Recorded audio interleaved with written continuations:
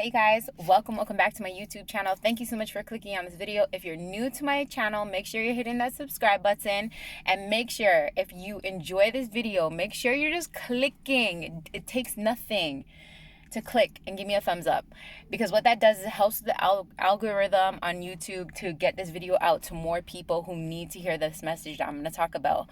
So I did a live the other day on my TikTok, which I randomly do lives on my TikTok, and I had a lot of people struggling and asking me, like, how the hell do you how do you work on yourself, and how do you find self-love within self after an abusive relationship or after a narcissistic relationship?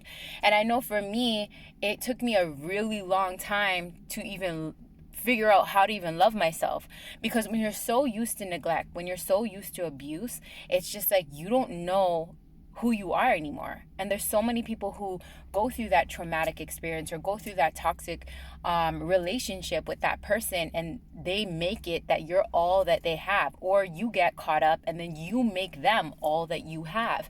So it's like when that person leaves you, you're left there trying to pick up the pieces, trying to figure out who the hell you were from the get-go, or who you are now that toxic person is no longer controlling you, manipulating you, and telling you what to do, not to do, and kind of like that up and hill type of battle you battle mentally and emotionally. So I'm here to like talk to you, to say, give you some tips and tools on how you can figure out how to find yourself again. Tips and tools on how you can practice self-love. Tips and tools on how you can start tapping in slowly into loving yourself, right? So at the end of the day, it's all up to you to figure out how you can work on yourself, how you can heal. And it's educating yourself on the tips and tools on how you can do that, right?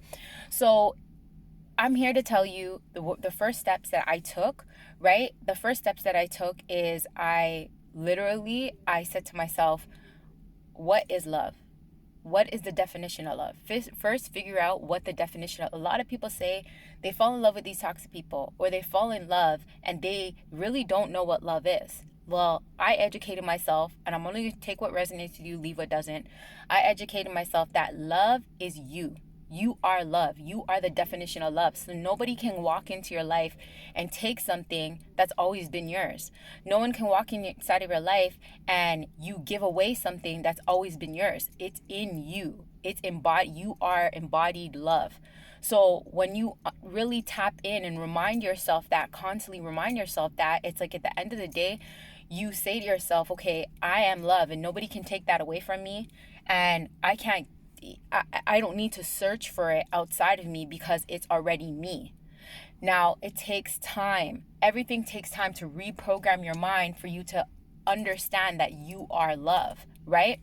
So it's reprogramming your mind to understand what love is, right? Comparison to what we've been doing this whole time is feeling like if we don't get love from that significant other, if we don't get love from a person, then we're lacking love, which is a lie, right? So that's the first step, is understanding that you are love. The second step is understanding what are your boundaries? What do boundaries even look like? Do you have boundaries? Are you setting healthy boundaries, right? And diving deep in everybody's boundaries is different. But at the end of the day, the most important ones is looking at yourself and looking at what you went through and what were you allowing that you knew was not your true self. For example, you were allowing somebody to walk all over you and disrespect you, but deep down inside, something was telling you, I deserve better. I deserve more. I shouldn't allow this, but I keep allowing it. So then that's knowing that deep down inside of you, you want to set healthy boundaries, but you haven't, right? So that's very, very important, is looking at what your boundaries are. What does it look like? Am I setting healthy boundaries? How can I move forward inside of my life to set healthy boundaries? And when you start understanding love and you start truly diving deep into your love, you're going to start learning how to also respect yourself, right? Respect your body, respect your time, respect your energy. And you're going to be more cautious by setting healthy boundaries and being more cautious on who you're giving that to, right? Who deserves it? Who should be in your life? And all these things, remember, healing is a journey. not a destination. It takes time. You're literally reprogramming your mind to now tap into a part of you that's always been there, but you've been neglecting, right? So it's taking time. Understanding everything takes time, right? And this is a journey that you're going through. So be gentle on yourself.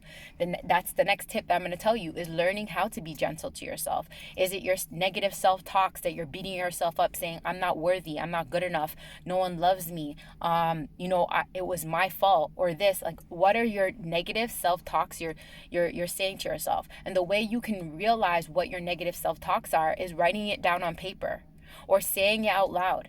Being more aware of what are the words that you're using to describe who you are as a person, or what you're going through. Are you looking at life in the perspective that life is not happening to you, life's happening for you, that there's great valuable, and that's what changed my life, is that it came out of a victim mode of keep looking at life keeps happening to me, fucked up things keep happening to me, no one loves me, no one and I said to those things are a lie. They're a lie. And I start standing in the facts. And that's the next tip, standing in the facts and knowing who you are. You're God's greatest creation. You're listening to this, and you're a man, you're a king. If you're listening to this, you're a woman, you're a queen. You deserve the world. But what is your self-talks? What are you saying to yourself? How are you treating yourself, right? Do you do nice things for yourself? That's the next tip. Do you do nice things for yourself? What do those nice things look like? Are you treating yourself good? What are you doing for yourself, right? So that's very, very important, is looking at what you're doing for yourself, right? Like, how are you treating yourself? Do you take yourself on dates? Do you do bubble baths? Do you go for massages? Like, loving on yourself, because all that love you were giving and focusing on another person, it's time to take all that focus and love and put it on yourself. So really paying attention to, like, how are you treating yourself on the physical, but not just the physical, the mental, right? And that's what I shared you on those tips on what you can do. Figure out time to spend more time with yourself, right? When you spend more time with yourself, then you get to realize all these, maybe toxic patterns that you have that you need to focus on. Because the only way that you can really heal is taking off the focus off of that person and start focusing on you. And when you put so much focus on you, you start building self-love. Because you start giving yourself that love, that attention, that guidance, that patience, everything that you were giving to that narcissist or giving to that toxic person, you start giving it inward. So when you start turning all that attention inward, then who do you think's gonna, embody, more love? You. So that's how you can heal as well, is love on yourself. Because you came in this world by yourself, you're going out of this world by yourself. Ain't nobody gonna love you as much as you love yourself, right? So I hope that you guys, I wanted to keep this video really short. I've been getting a lot of people asking me about this question. So I just want to share with you guys those, minor tips, right? And tools.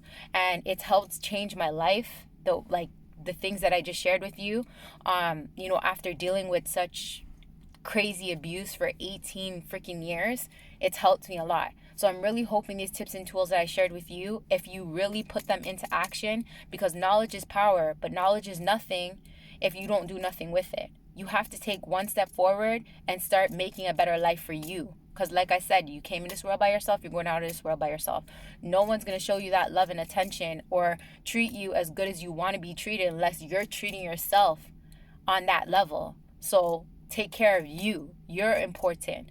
More than that narcissist, more than that toxic person. You.